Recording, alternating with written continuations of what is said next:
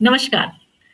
हमारी कोशिकाएँ अपने आप को विषमुक्त कर सकती है, ऐसे ही उसको बनाया गया है। मतलब cells are designed to detox itself. और इस सीरीज़ में मैं आपको बताई थी कि 3 तरीके से हमारी कोशिकाएँ डिटॉक्स करती हैं, यांत्रिकीय, विद्युतीय और रासायनिक। और ये सब के सब अल्टीमेटली इलेक्ट्रोमॉलिक्यूलर फ्रीक्वेंसी में परिवर्तित होकर कोशिका की मदद करती है कि वो डिटॉक्स कर ले। तो हाँ, मैंने ये भी कहा था, इस शब्द को याद रखना, इलेक्ट्रोमॉलिक्यूलर मेडिसिन।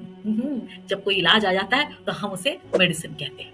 चलिए, आज मैं आपको बता रही हूँ केमिकल फंक्शन में। ऑलरेडी आपको मन की शक्ति का बता दी, ऑक्सीडेशन जो हवा से ऑक्सीजन से होता है और पानी से होता है बताई हूँ। आज हम देखेंगे एंटी ऑक्सीडेशन। हाँ बिल्कुल, ऑक्सीडेशन का ठीक उल्टा एंटी ऑक्सीडेशन होता है। मतलब क्या हुआ भाई, ये एक दूसरे के विरोधी हैं परंतु एक दूसरे के साथ में मिलकर काम करते हैं, बिल्कुल वैसे ही जैसे कि आपका जो घर है वह बना हुआ है। जब आपके घर में जो चूल्हे में आप चाय बनाते हो या कोई भी चीज़ पकाते हो तो उसमें घर में आग नहीं लगती है। क्यों नहीं लगती? क्योंकि आपका घर ऐसे मटेरियल से बना है जिसमें आग जल्दी नहीं लगेगी, जैसे कि मिट्टी, सीमेंट और कोई मेटल। करेक्ट ना? और यदि आपका घर इवन लकड़ी का भी बन गया तो किचन में कम से कम आप पूरे कहते हैं ईंटें और पत्थर लगा के करेंगे। करेक्ट, डिजाइन वैसा। तो सोचो ऊपर वाले का डिजाइन भी बहुत मजेदार रहेगा। यहाँ ऑक्सीजन जाकर वहां हवन कुंड में आग लगाती है तो जो कुंड है उसके अंदर आग लगनी चाहिए, पूरा कुंड भस्म नहीं होना चाहिए। करेक्ट ना? तो इसके लिए हमें एंटीऑक्सीडेंट लगता है। वो एंटीऑक्सीडेंट कैसा होता है? मैं बोलती वाह वाह होता है, ये है भोजन। भोजन वाह वाह होता है।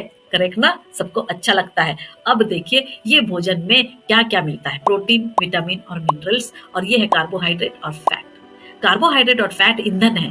कार्बोहाइड्रेट शॉर्ट कार्बन चेन है जो हमें तुरंत जाके एनर्जी देगी, और जो लॉन्ग कार्बन चेन है वह फैट है, वो कलेक्ट करेगी इमरजेंसी के लिए। और ये आपका विटामिन ए, डी, ई को भी ट्रांसपोर्ट करने में मदद करती है। और हाँ, जॉइंट्स में चिकनाई के लिए भी मदद करती है। और ये पांचों हमें भोजन से मिलते हैं। मतलब भोजन तो एक होता है सीधे सूरज का पका हुआ, तो मैं कहती हूँ सबसे बेस्ट है 80% सूरज का पका और 20% चूल्हे पे पका लिया करो। उसके अलावा जो हम अपने भोजन में करते हैं, जब भी हम भोजन को पकाते हैं तो उसको हम प्रोसेस्ड कहते हैं। उसके अलावा हम कई बार बहुत बोलते हैं ना वैज्ञानिक तरीके से प्रोसेस करते हैं, जब जड़ी बूटियों से बनता है या फिर किसी कहते हैं किसी प्रकार के लवण से, जैसे कि नमक है, ऑक्सीजन है, ये सारी चीज़ों को डाल के बनता है।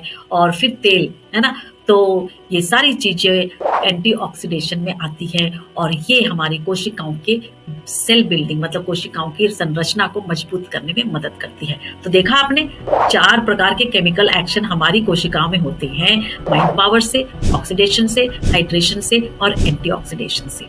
जब हमारी कोशिकाएं इन सारी प्रक्रिया को सही तरीके से निभाती है या उस प्रकार का हम उसे पर्यावरण एनवायरनमेंट देते हैं तो क्या होता है? डिटॉक्स। और जब डिटॉक्स होता है तो हमारी कोशिकाएं अपने आप को किसी भी प्रकार के प्रॉब्लम से स्वयं को उपचार कर सकती है, सेल्फ हील कर सकती है।